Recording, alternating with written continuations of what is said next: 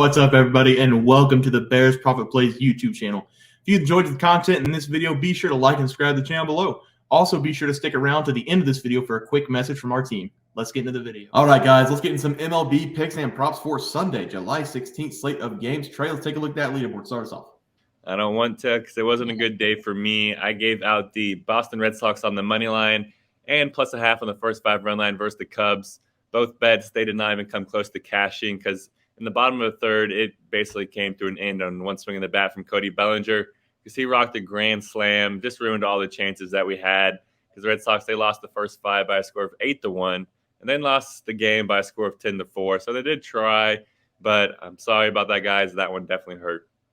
Yeah, mine hurt as well because I knew a couple people tailed me. They messaged me separately, but I had the Arizona Diamondbacks on the money line against the Toronto Blue Jays. Very good game, 2-2 game early, 3-2. The score did not give the entire story. This was a very close game. Diamondbacks just fell short late. Blue Jays, again, putting on runs late in the bottom of the 8th. I think it ended 6-2 or 5-2, something like that, but very tough loss there. We're going to bounce back today. I'm not turning into the Hulk. This is a green light. We're going to sweep the board today. Trey, start us off. Yeah, and I'm going to be attacking this New York Yankees at Colorado Rockies game. This series has been a pretty fun series to watch, and it should continue here. And the Yankees, they do need a big second-half push if they want to stay in the AL wildcard race. And they're currently a half game behind the Astros for the last spot in the AL wildcard. Meanwhile, the Colorado Rockies, they've been brutal, the third worst record in the MLB, the 35-38 record. They have a negative 145-run differential. They've just been getting blown out all season long. So I'm just going to be taking a team total here because I love the Yankees to win this game, but their money line is way too juiced. And even their -1.5 is way too juiced. So if I think they're going to win, I think they're going to score a lot of runs. 6.5 is not enough. It doesn't scare me away from this. It's at -120, so I love that. So I'm going to go the Yankees over 6.5 team total runs. They should continue to rock the Rockies here. Sorry about that. But the Rockies, they are throwing out Chase Anderson in this game. And he's just been brutal at home this season. He has pitched in 6 home games, turned that into a 6.91 home ERA. And whenever we factor that this Rockies team allows the most runs in the MLB when pitching at home with an average of 6.25 runs per game, I just really like our chances to cash over here. So give me the New York Yankees to go over 6.5 team total runs versus the Rockies.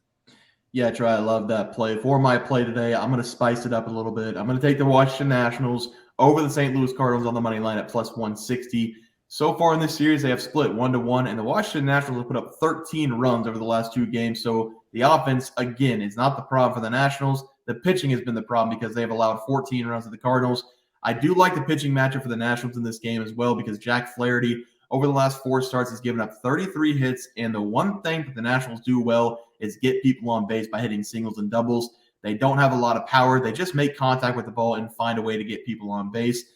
Washington Nationals will be sending out Josiah Gray, who in his last 3 starts has pitched pretty well, giving up 4 runs in the last 3 starts against the San Diego Padres, the Philadelphia Phillies, and the Cincinnati Reds. He is the better pitcher on the mound, in my opinion, in this game between the 2 teams, and the Nationals are the better hitting team as well. I'm going to grab them at +160, which is insane for them to be at. And the only reason I think that they're that high is because while they may be very good at getting people on base, they aren't very good at getting people in. But I've been saying this all year long about this team. If you put the ball in play, good things are bound to happen for them. And so far, it hasn't worked out for the Nationals. But if they continue to put the ball in play like they've been doing all season long, sooner or later, the guys will start coming in from first and second. So I'm going to give them a chance here. I'm not going to give up on the Nationals. Give me them to beat the Cardinals at +160 on the money line tomorrow as my play. Trey, let's take a look at our player props from yesterday. Start us off. Yes, another average day. We've been average since post-All-Star game, but we're going to break through today. I have faith in us. And I was 1-1 yesterday. I gave out Josh Donaldson under 1.5 total bases versus the Rockies and James Paxton over 6.5 strikeouts versus the Cubs.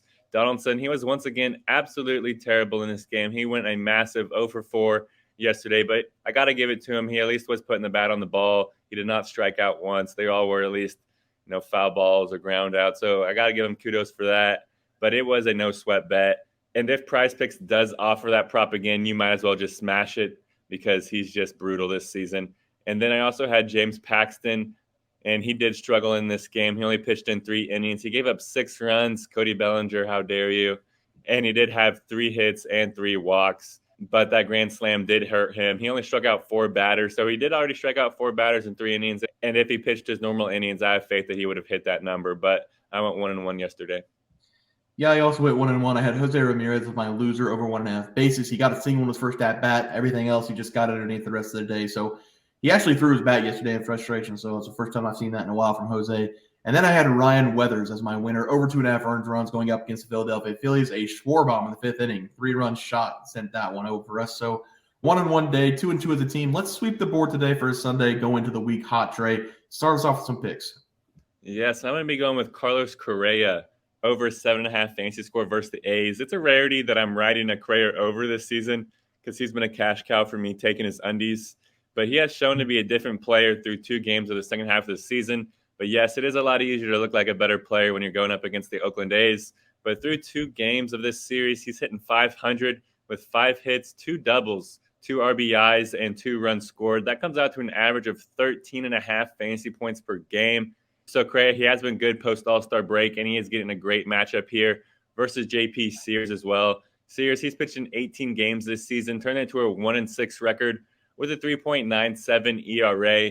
And Sears, he's allowing more than 1 home run per start. So I like our chances for Correa to snag that in this game. So give me Carlos Correa to go over 7.5 fantasy score versus the A's.